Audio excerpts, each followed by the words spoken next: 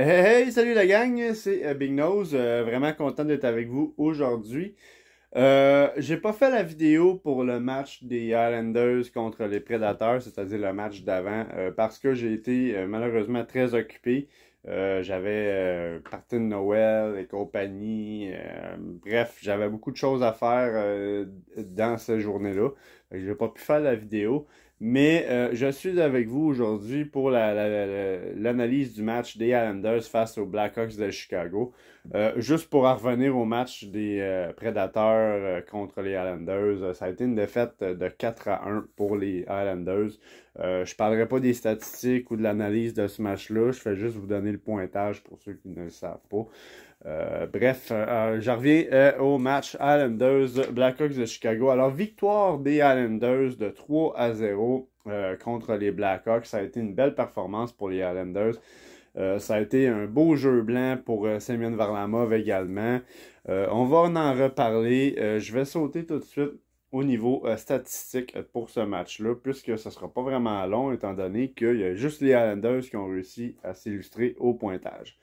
Fait que pour commencer, alors pour les Islanders, nous avons eu un but de Matt Morton, un but qui a été revisité par les caméras, étant donné que c'était quand même assez bizarre comme but. Mais après avoir vu le review de la caméra, le but a été accordé à Matt Morton. Alors, ça a été le premier but du match. Ensuite de ça, nous avons eu un autre beau but de Zach Parisé qui a fait un but par déviation en avant du filet. Alors, ça a été encore une fois pour Zach Parisé, très belle performance pour lui. Ensuite de ça, nous avons eu un beau but de Brock Nelson dans un beau tir frappé proche de la ligne bleue. Alors, ça a été vraiment une belle performance aussi pour Brock Nelson. Et au niveau des mentions d'aide, nous avons Anthony Beauvillier, Casey Cizikas, Andersley, Scott Mayfield, Adam Pelech et Ryan Pollock qui ont tous à leur actif une mention d'aide dans ce match-là. Et pour les filets, c'était Semyon Varlamov. Il a reçu au total 21 lancés et n'a accordé aucun but. Alors, belle performance pour Semyon Varlamov qui a fait un beau jeu blanc. Ça fait du bien pour lui. Je pense que c'est bon pour l'estime de ce joueur-là. Varlamov qui, encore une fois, montre que il a encore du bon hockey à jouer. Il est encore capable de nous sortir des belles performances, capable d'être un gardien de but solide en avant de son filet. C'est sûr qu'au niveau constance, Varlamov, c'est pas le gardien de but le plus constant.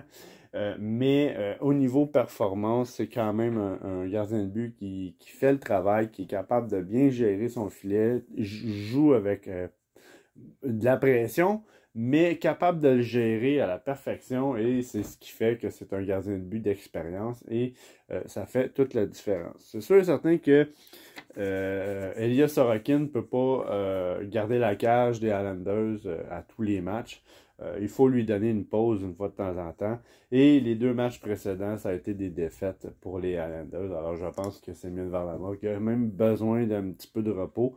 Et c'est pourquoi Varlamov a pris les filets dans ce match-là. Et ça a été une bonne décision, à mon opinion, parce que justement, Varlamov est encore très bon gardien, capable de jouer du hockey important. Et il nous l'a prouvé encore une fois dans ce match-là. Sinon, au niveau des Blackhawks de Chicago, bien évidemment, il n'y a pas eu de points de marqué. Alors, la seule statistique que je vais vous parler, c'est le gardien de but. Alors, c'était Arvid Soderblom qui était dans les filets pour les Blackhawks de Chicago. Il a quand même eu une très grosse soirée. Il a reçu 40 lancés et a laissé passer 3 buts. Alors, je trouve que sur 40 lancés, de laisser passer 3 buts, c'est quand même pas si mauvais que ça comme moyenne d'efficacité, mais malheureusement pour lui, ça n'a pas encore été une fois une bonne soirée pour ce jeune gardien de but-là. Mais encore une fois, c'est un jeune gardien de but qui va tranquillement pas vite prendre de l'expérience, faire ses marques dans la Ligue nationale. Et je pense qu'avec les Blackhawks de Chicago, ça y va dans ce sens-là pour lui. Sinon, au niveau de l'analyse du match, qu'est-ce que j'en ai pensé? J'ai trouvé que le match était très bien équilibré. La défense était là, elle a bien protégé la zone. Les joueurs offensifs ont travaillé fort. Il a manqué quand même un petit peu au niveau offensif, je trouve. Parce que les attaquants principaux ça n'a pas été les attaquants les plus utilisés dans le match, qui n'ont pas été les plus illustrés au niveau du pointage. Je dirais que dans l'ensemble, les buts qui ont été marqués dans ce match-là, à part le beau but de Brock Nelson puis la belle déviation de Zach Parisé, le but de Matt Morton a été un but chanceux, je pense. Et Matt Morton n'étant pas un joueur qui marque des buts, c'est pas le travail qu'on lui assigne. C'est quand même un beau cadeau du quatrième trio là, pour Matt Morton. Alors, bref, belle performance pour lui. Puis Matt Morton, je trouve que c'est un joueur qui est vraiment très utile à la formation parce que c'est un joueur qui est capable de changer le momentum du match. C'est un joueur qui est capable de faire des mises en échec. C'est un joueur qui est capable de s'imposer vraiment physiquement et est capable de dropper les gants aussi quand c'est nécessaire parce qu'on l'a vu contre les Flyers de Philadelphie. Ça a été nécessaire pour Matt Morton de dropper ses gants parce qu'il y a un petit Nicolas Deslauriers des Flyers de Philadelphie qui aime ça, dropper les gants puis frapper sur tout ce qui bouge. Fait que ça prend des joueurs comme Matt Morton qui sont capables justement de contrôler ce genre de joueurs-là. Et c'est une des raisons pour laquelle Matt Morton est très important pour la formation. Au niveau de Zach Parisé, encore une fois, je suis estomaqué. Je trouve que Zach Parisé, il performe, il marque des buts match après match, réussit à s'illustrer au pointage. Il ne faut pas oublier que c'est un joueur qui coûte 750 000 seulement pour l'année. Alors, pour le prix qu'il coûte, je trouve qu'au niveau performance, ce joueur-là en donne énormément. Et je le sais, je me répète vidéo après vidéo, mais je lève mon chapeau à Zach Parisé parce que c'est un très bon joueur, c'est un exemple à suivre. Je trouve que c'est un beau modèle pour les jeunes joueurs qui veulent faire leur marque. Et les jeunes joueurs ont commencé à faire leur marque chez les Islanders. Nous avons Simon Holmstrom qui a commencé à jouer dans l'alignement. Nous avons également eu le premier match de Hudson Fasching qui a joué dans ce match-là. Depuis son acquisition, lui, il jouait pour les clubs écoles des Coyotes de Phoenix à l'époque. Et lorsqu'on lui a offert un contrat cette année, ben, je pense que là, il a joué son premier match avec nous contre les Blackhawks de Chicago. Alors, on laisse vraiment place aux jeunes joueurs. Et au niveau défensif, ben, on a des jeunes joueurs. Noah Thompson, Alexander Romanov, c'est des jeunes défenseurs. Sébastien Aho également, c'est un jeune joueur.